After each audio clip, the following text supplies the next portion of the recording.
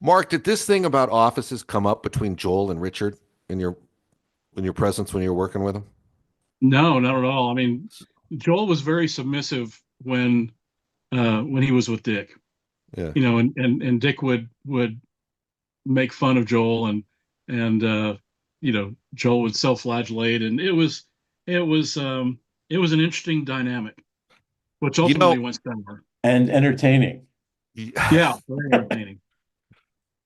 I'm still waiting on my pajamas from No, Silver but Pictures. Joel would do like Dick would Dick would do something. He wouldn't put Joel down, but like he would like exercise his veto. I mean, whatever he would nix whatever Joel wanted to do, whatever. And then Joel would sulk and he would mumble to himself, but loud enough for people within 10 feet to hear him. He'd say, yeah, that's okay. I'm just a fat Jew around here. That's just He would say that. He would say that. Yeah, So I'm he so did. so I told a story referring something similar, and people were jumping on me saying I was kind of like coming down on him on religious ground, but he would say that about himself, and he would get worked up. yeah, And I remember yeah. he sometimes would say it with a lot of pride. I remember there was these investors that were trying to buy what I thought was the Innes house with him or rebuild it, the house on Haunted Hill. And I walked into his office at the time. And he goes, "You know who these guys are, kids? These are the guys that need a Jew with the money. And guess what? I'm the Jew with the money." And Yeah. people look at me and go, "What?" And I'm like, "I swear to God, that's how he said it." It's Yeah. like you would just feel like And he would it just was get on a this, roll, and that was it. I mean, he was great at this like self-pity thing, He And it was. was like, I don't know that he actually felt that way. I mean, it's refreshing. I always found it refreshing that Joel was sort of self-deprecating in a way. And I think Yeah. Joel had a lot of baggage in town because he had a reputation. Okay. Mostly not deserved. I think people thought he really was the director Raoul in Who Framed Roger Rabbit.